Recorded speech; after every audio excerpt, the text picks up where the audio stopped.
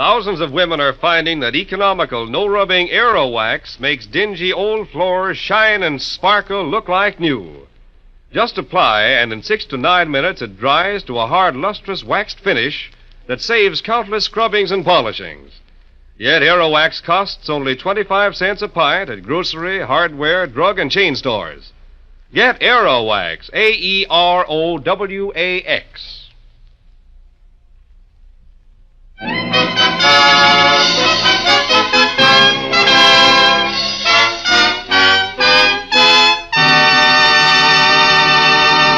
Mr. Keene, Tracer of Lost Persons, is on the air.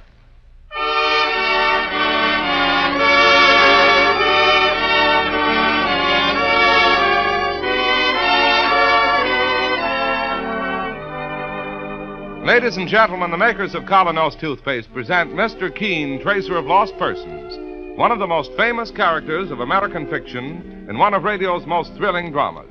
Tonight and every Thursday night from 7:30 to 8 Eastern Wartime, the famous old investigator will take from his files and bring to us one of his most celebrated missing persons cases.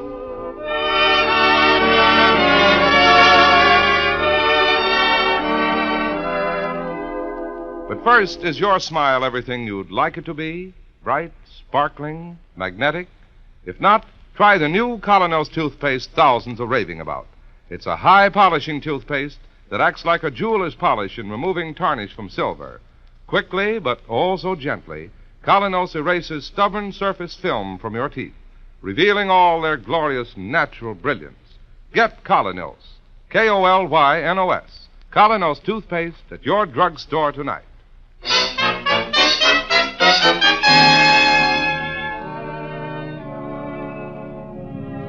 Now, Mr. Keene, Tracer of Lost Persons. This time, our story opens about 100 miles from New York, in a chemical plant in Connecticut. There's a hum of motors and a hiss of compressed air as Mr. Keene and his assistant, Mike Clancy, are guided across the floor amid great vats and retorts. Halfway across the floor, their guide, a thin, nearsighted man, pauses to answer a question. Oh, yes, Mr. Keene. Our production right now is entirely for the war effort. And I gather, Mr. Wallace, that this plant supplies chemicals for various types of explosives? Oh, yes. For shells, bombs, mines. My. Look at the size of them big vats over there. Hitler wouldn't like to think of all the shooting that's going to come out of them, I'll bet. Quite right, Mr. Clancy, quite right. And that may have a lot to do with the reason that our manager, Mr. Morley, has sent for you two gentlemen. Well, why did he, Mr. Wallace? All I know is that he phoned my office yesterday in New York and asked me to come here the first thing this morning. What's happened? Well, I'm only in the personnel division. I'll have to let Mr. Morley talk for himself. If you'll come along to his office, over there on the right. No, sir. Must be on the left. The left? Oh, yes, there's the sign. Manager. Oh, yes. Forgive me for not knowing the way around my own plant. But I've broken my glasses, you see. I'm very nearsighted. Never mind, Mr. Wallace. We'll guide you. In fact, here we are right now. One moment while I knock. Come in. Good morning, Mr. Morley. Oh, good morning. You must be Mr. Keene. That's right. And this is my assistant, Mike Clancy. Glad to meet you. How do you do, Mr. Clancy? Won't you come inside, please, gentlemen? You too, Wallace. Yes. All right, now, if you'll just sit down and make yourselves comfortable. Thank you. Now then, Mr. Morley, what's it all about? Well, I'll come right to the point, Mr. Keene. As you've probably noticed, this is a war plant, and a very busy one. And right now, we've just received a very serious threat to our production. How? By the disappearance of a member of our staff. In fact, our best chemical engineer. That is serious. There isn't another man in the plant who has his know-how. We must get him back as soon as possible. What's this man's name? Henry Trevor. And how old? 42 or so. Mm-hmm. When did he disappear? 3 days ago. Under what circumstances? Well, I'll let Wallace here tell you. Well, sir, it was late Monday afternoon.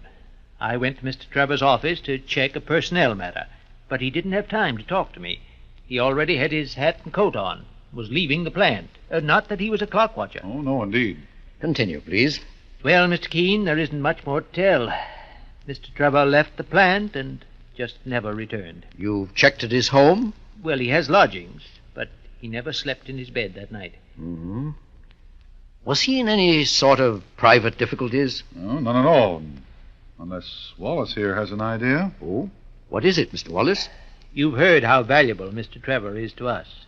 Obviously, if anybody stands to profit from his disappearance... Oh, are you hinting that his disappearance may be the work of enemy agents? Yes, Mr. Keene. Glory be. I don't know whether I'm permitted to tell you, but perhaps Mr. Morley... Oh, I think I can refer to it in a general way.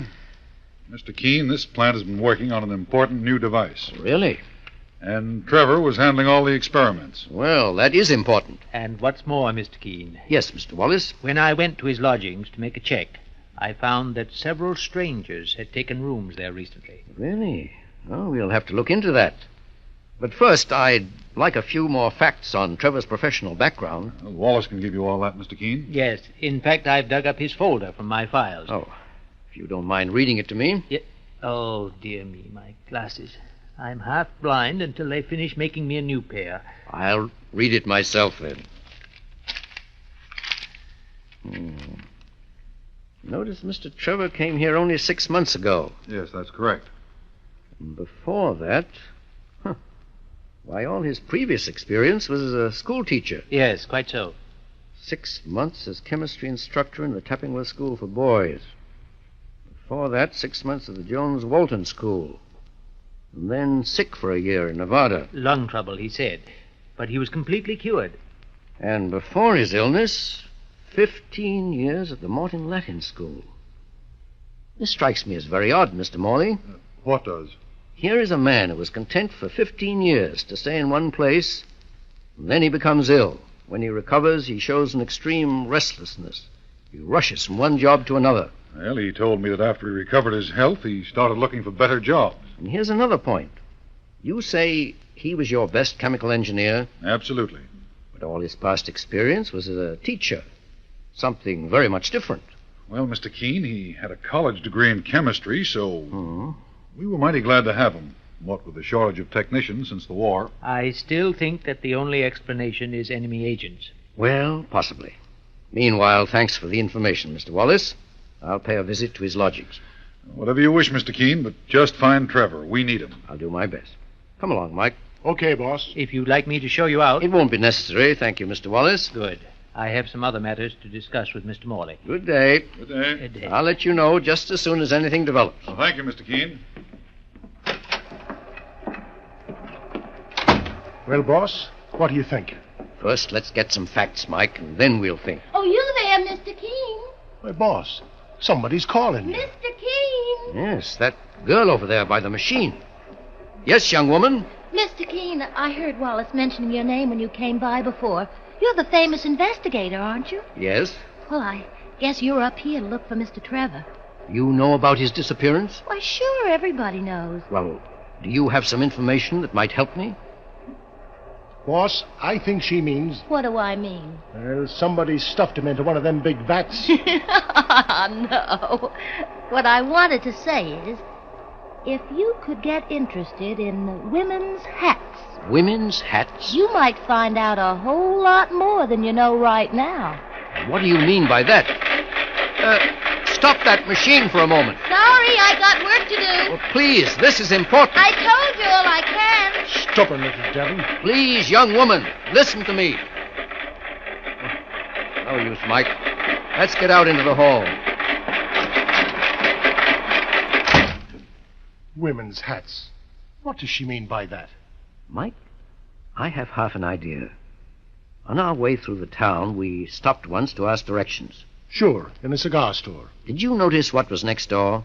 Oh, yes, a hat store. A very smart-looking little place. Unusual for a town like this. You think that's what the chick meant? Let's find out.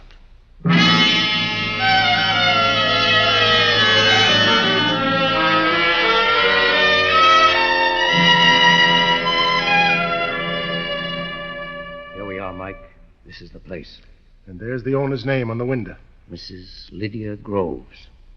This is only a hunch, but I'm going to play it for all it's worth. Okay.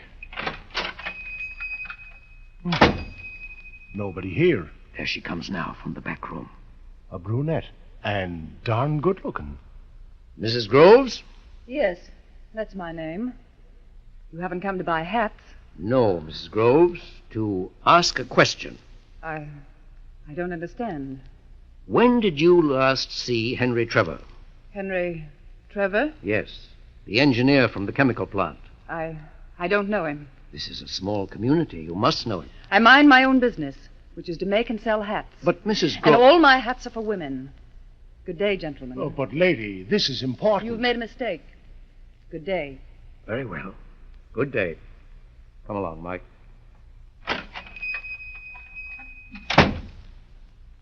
Boss, do you think she was telling the truth? No, Mike, I don't. Enemy agent? Mike, in my long life, I found out that a beautiful woman can cause plenty of trouble without being anybody's agent. But this fellow Wallace said We it. still need more information. The only way to get it... How, sir? Let's circulate around town and dig up every bit of gossip that we can.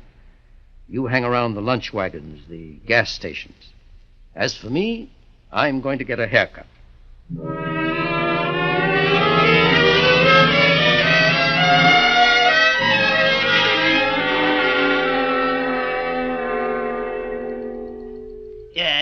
Take more off the side, sir. That's right, Barber. Uh-huh. Nice day. Oh, it's a beautiful day. I think it's going to be warm after all. Definitely. Yes, sir, definitely. Yes, sir. Don't think I ever saw you around here before. I'm doing a job for the chemical plant. Oh, chemical plant. I believe our Mr. Trevor is one of your customers. Oh, sure. Every 2 weeks. Interesting about him and Mrs. Groves, isn't it? Him and Mrs. You know. The whole plant knows. Funny thing, he took to her from the first day she come to this town and opened her shop. Thick as thieves, those two. When did she first come to town? Let me see. About the time my wisdom tooth was raising keen, last September. Take more off the side. Yes, please. He hung around her shop all the time? Yes, till folks started talking. So then they took to cover. You know, Thrush Lane. They've been meeting there every night. Thrush Lane? Mm-hmm. Oh, all the spooning and mooning that goes on there. And just where is Thrush Lane? Oh, half a mile south of town, right by the factory. Say, what are you doing? You can't get up from the chair yet. Here's your money. I'll see you later. But I only done one side of your head. Come back.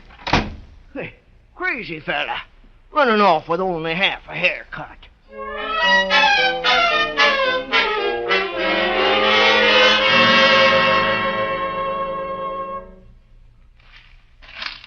No, boss, there's nothing in the underbrush over here. Well, come over to this side.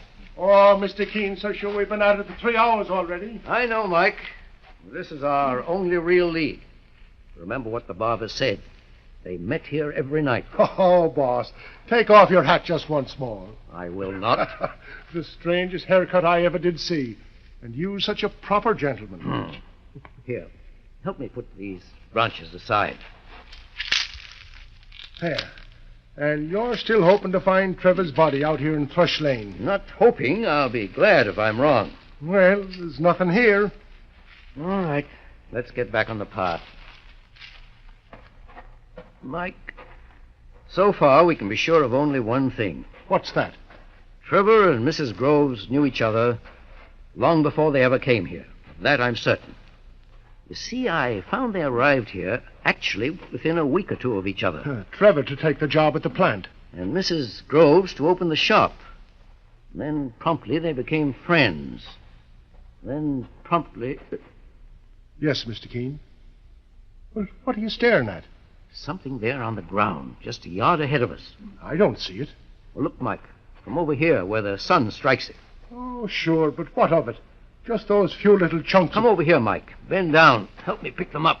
Okay, sir. Okay. Here. Mike, judging from the thickness of these fragments, I think we'd better have another talk with our friend, Mr. Wallace.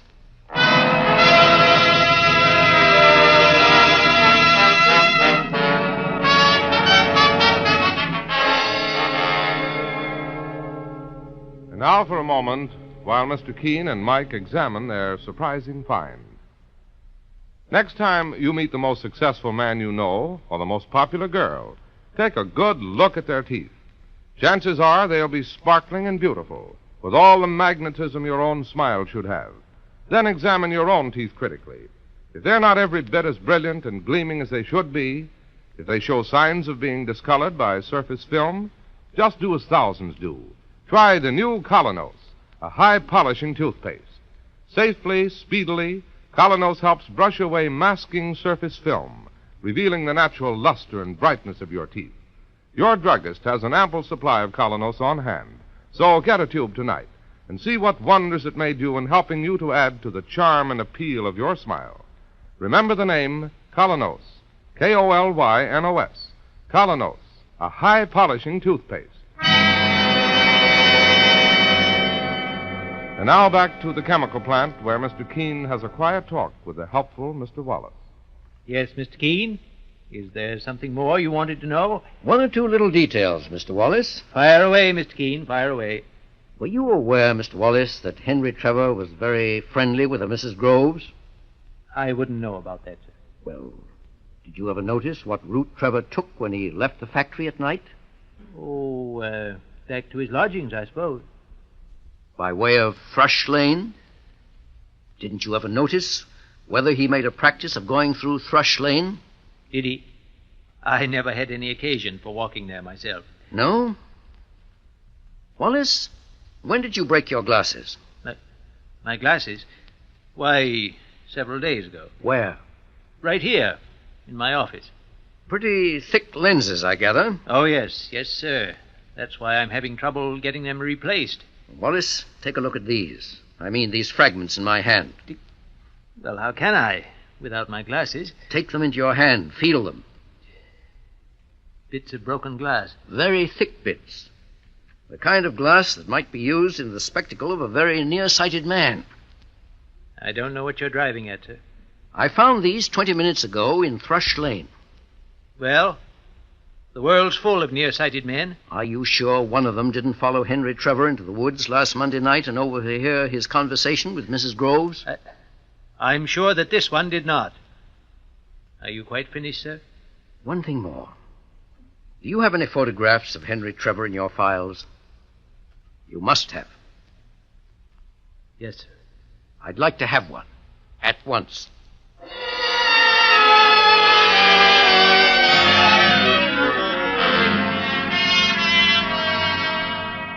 Well, boss, what are you up to now? I'm going on a little trip, Mike. Where to? Back into Henry Trevor's past.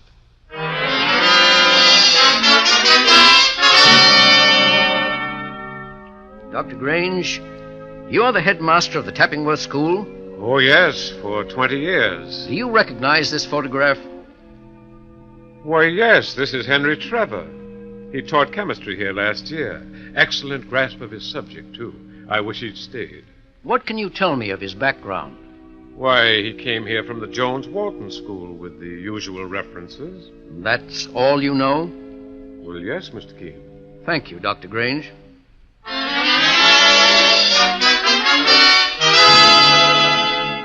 Oh, yes. Yes, Mr. Trevor taught here for one term at the Jones-Walton School. He got along well, Miss Mott? Yes, our girls simply adored him. Where had he been before? He'd been sick, I believe, for a year. Before that, the Morton Latin School. Look at this photograph, please. Is that a good resemblance? Perfect.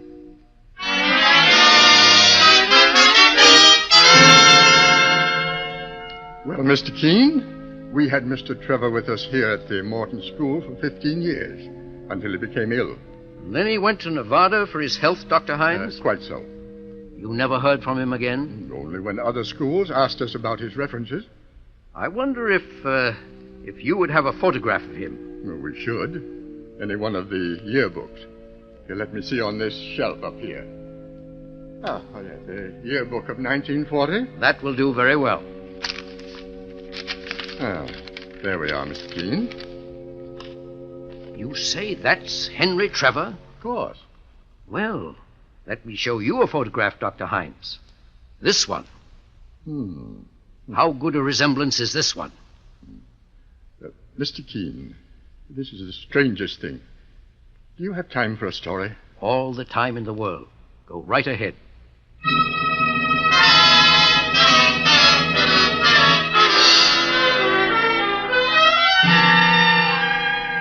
Well, Mr. Keene, I began to wonder what had happened to you. I've been away, Mr. Morley, for 2 days. Any luck? Any trace of Trevor? Yes and no. What do you mean by that? He's alive, all right, and well. I'm sure of that. Well, that's... But where he is and whether he wants to be found, that's something else. Mr. Keene, all I know is that I've got to have him back at the plant. He's done fine and important work here. We need him desperately. All right, Mr. Morley. That makes it a whole lot easier.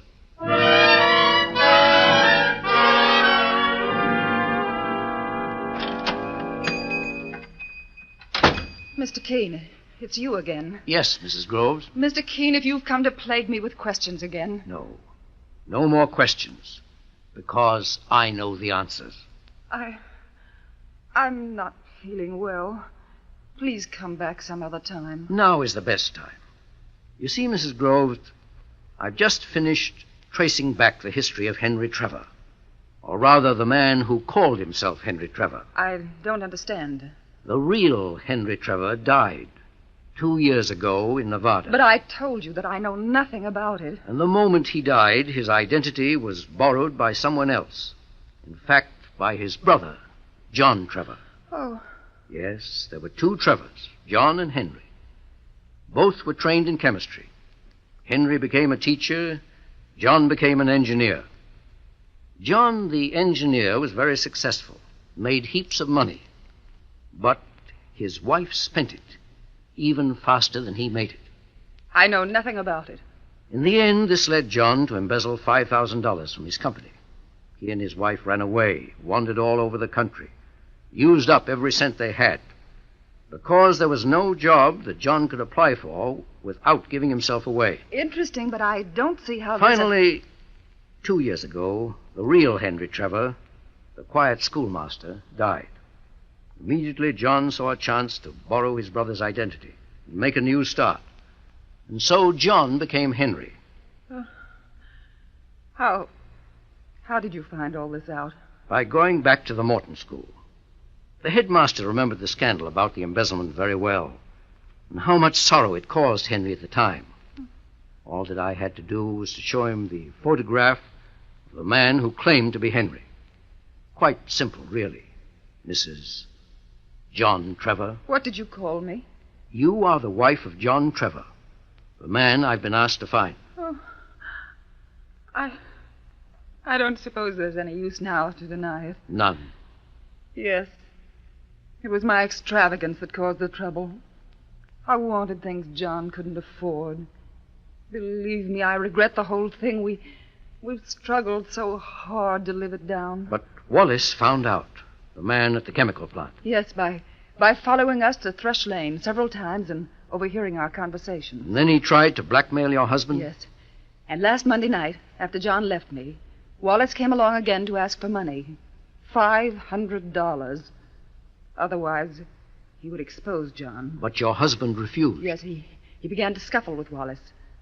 But then he became frightened and decided it was no use. He decided he'd have to run away once again. Where is he now? Don't ask me. Please don't. You must tell me. No. He's my husband. And this was all my fault in the first place, Mr. Keene. It was my foolishness and vanity that caused John to embezzle the money. Oh, please go now. But, Mrs. Trevor... I beg you, please go. The telephone. Mrs. Trevor, the reason that you want me out of here...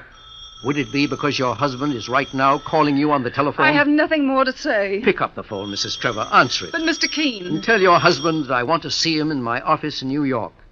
Any time tomorrow, if he can make it. I don't know. Please do as I say. You won't regret it.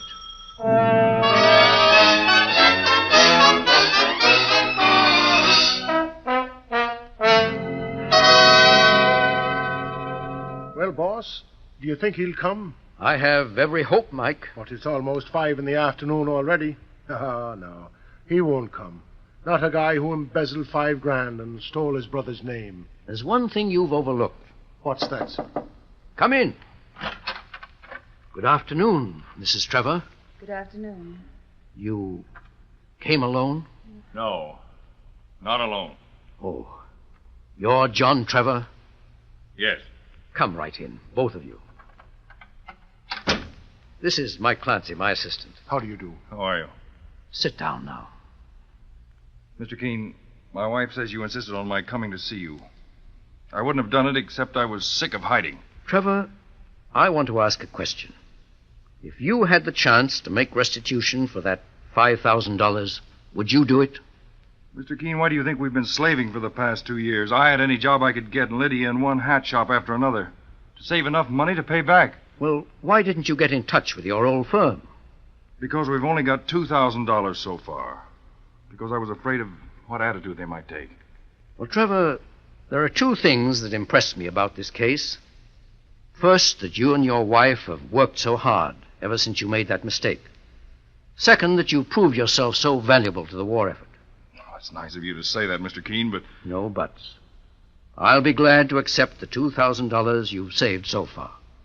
And let you pay off the rest in installments. What did you say? I got a telegram this morning from your old firm. What? Let me read it. In view of circumstances as explained by you, we are delighted to accept your check and drop all charges against John Trevor. Why, Mr. Keene, you mean you went ahead and... I took a chance on you, too. I paid off the $5,000 with my personal check. Oh, how wonderful of you, Mr. Keene. Certainly is, but there's still Mr. Morley. I've already made your excuses to him. What did you tell him? The truth. The best excuse of all. And he still wants me back? He'd be very much obliged if you'll take the next train out of here for Connecticut. Oh, Mr. Keene. You'll find one little change, though, at the factory. What do you mean? Mr. Wallace has suddenly resigned. Mr. Keene, how can we ever thank you? What kindness. What understanding. Never mind the speeches, or you'll miss your train. Along with you. There's a war on, you know.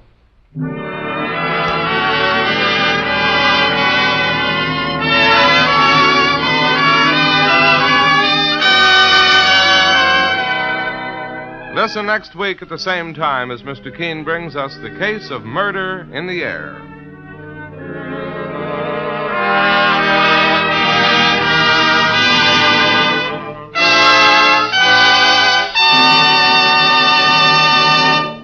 Few tragedies strike deeper than the loneliness of a girl or woman who is unpopular. A girl who dresses smartly, looks pretty, is gay and charming, but whose teeth, when seen at close range, rob her of the very charm she strives for. And the same thing is true of the man who must sell himself, socially and in business, and whose teeth create an unpleasant effect on others.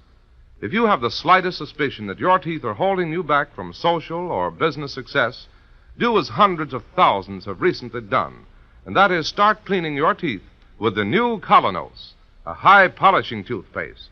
Its action is like that of a jeweler's polish, removing tarnish from a piece of silver. Try it, just once, and then you'll know why people everywhere are changing to this new high-polishing toothpaste, Colonos, and learning the meaning of teeth that can gleam and shine, that give your smile new personality and charm. You can get the new Colonos in any drugstore tonight. It's spelled K-O-L-Y-N-O-S. Colonos Toothpaste.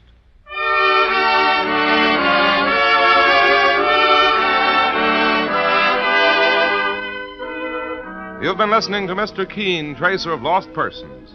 Now on the air at a new time, every Thursday night, 7:30 to 8 Eastern Wartime over this network. Don't miss Mr. Keene next Thursday night when the kindly old Tracer turns to the case of murder in the air. This is Larry Elliott saying good night for the makers of Colonos Toothpaste and inviting you to listen to Friday on Broadway at 7:30 p.m. Eastern Wartime over most of these stations tomorrow night.